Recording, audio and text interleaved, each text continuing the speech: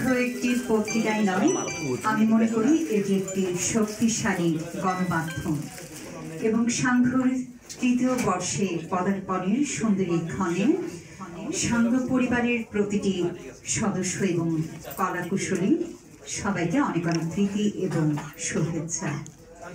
সেই সাথে আমি বলতে চাই যে আমার অনুষ্ঠানের যত খবর সব কিছুই কিন্তু সাংঘতে প্রকাশিত হচ্ছে নিয়মিত। আমিও মনে করি আমিও সাংঘ পরিবারেরই একজন। এই পত্রিকাটির জন্য অনেক অনেক অনেক শুভকামনা। আবৃত্তি করছি কবি হেলাল হাফিজের নিষিদ্ধ সম্পাদকীয় কবিতাটি। এখনই যৌবন যার মিছিলে যাবার তাহার শ্রেষ্ঠ সময়, এখনই যৌবন যার যুদ্ধে যাবার তার শ্রেষ্ঠ সময়।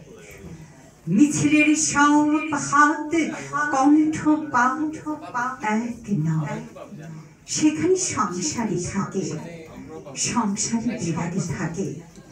কেউ আসে রাজপথে সাজাতে সংসার, কেউ আসে জ্বালিয়ে বা জ্বালাতে সংসার।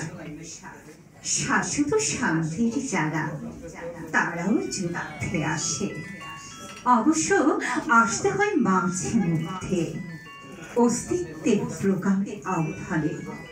কেউ আবার যুদ্ধ বাজি হয়ে যায় মোহরের প্রিয় প্রলোভনে।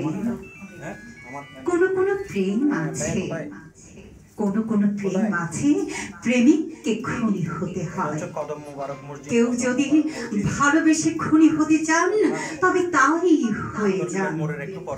উৎকৃষ্ট সময় আজ বয়ে যায়, এখনই যৌবনে যার মিছিলে যাবার তার শ্রেষ্ঠ সময়, এখনই যৌবনে যার যুদ্ধে যাবার তার শ্রেষ্ঠ সময়, যুদ্ধে যাবার তার শ্রেষ্ঠ সময়।